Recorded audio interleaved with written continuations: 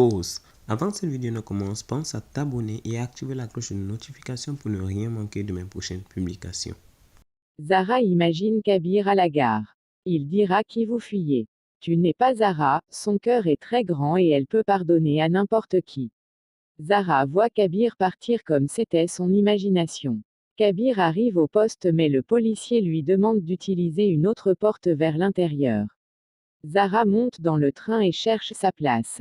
Le train commence à partir. Kabir court derrière mais c'est parti. Kabir soupire et s'assied tristement. Il ne voit pas Zara de l'autre côté du quai alors qu'elle descend du train. Zara est en voiture et se souvient comment elle a rencontré une femme dans le train. Une femme a perdu son billet et a dit à Tété que je devais faire le Hadj, alors ne m'arrêtez pas. Zara dit que je peux donner mon billet, la femme l'a remercié. Fin du flashback. Zara se demande si Dieu veut autre chose de moi. Sa voiture s'arrête. Le chauffeur vérifie la voiture et dit que nous devons faire changer l'huile, vous devrez donc prendre un autre taxi.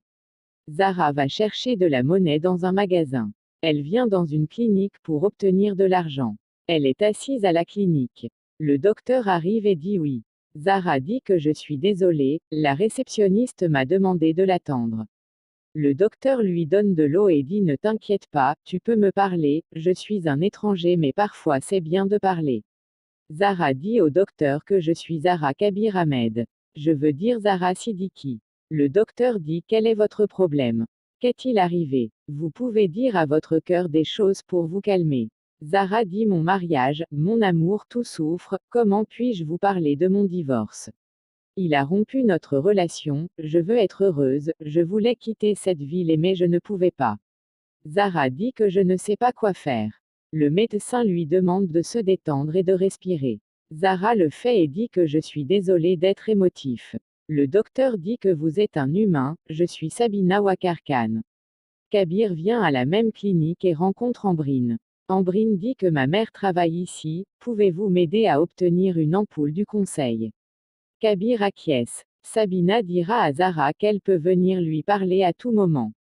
Zara la remercie et commence à partir. Sabina fait allusion à Ambrine pour occuper Kabir. Zara part. Kabir va parler à Sabina.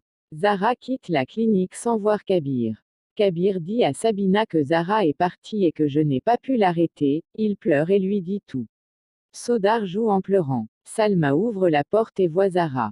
Ils sont choqués. Zara dira que je ne pouvais pas aller à Delhi.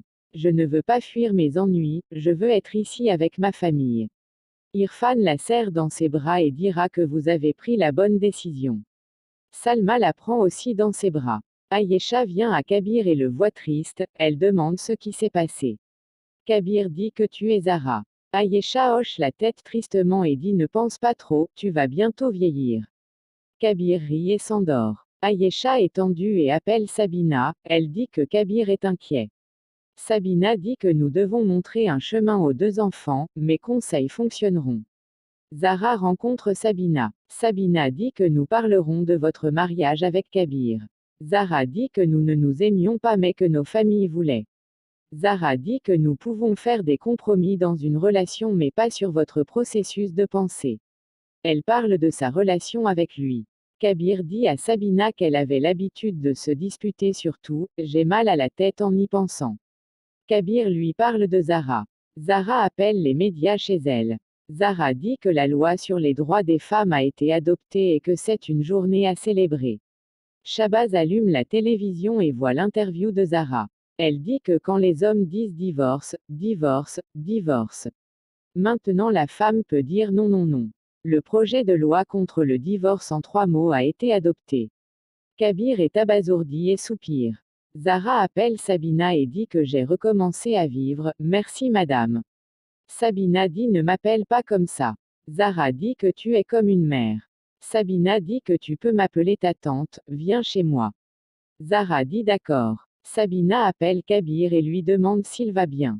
Kabir dit que Zara est de retour en ville, je l'ai vu à la télé. Sabina lui demande de venir chez elle. Elle met fin à l'appel. Ambrine vient vers elle et lui demande ce qu'elle fait. Sabina dira de prier pour que je puisse faire ce que je veux. Sabina dira à Zara que je veux te faire rencontrer quelqu'un.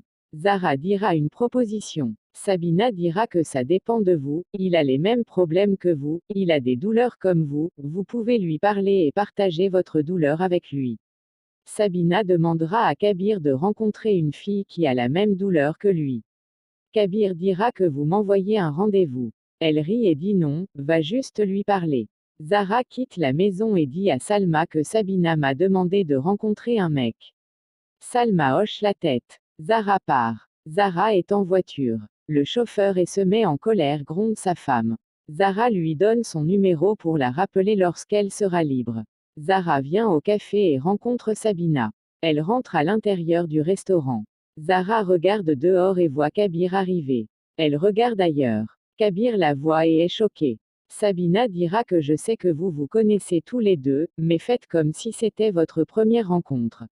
Kabir et Zara regardent. Sabina dit que je vous ai parlé à tous les deux et j'ai réalisé que vous ne vous détestiez pas après tout ce qui s'est passé, c'est un cadeau de Dieu, je sais que vous pouvez tous les deux devenir amis, alors et si le mariage n'avait pas fonctionné? L'amitié est pure, parlez-vous, partagez votre douleur et comprenez-vous, asseyez-vous et parlez, je pars. Elle quitte. Zara essaie de partir mais Kabir lui demande de s'asseoir. Elle le fait et dit que c'est bizarre. Kabir rit et dit amitié. Zara dit que je suis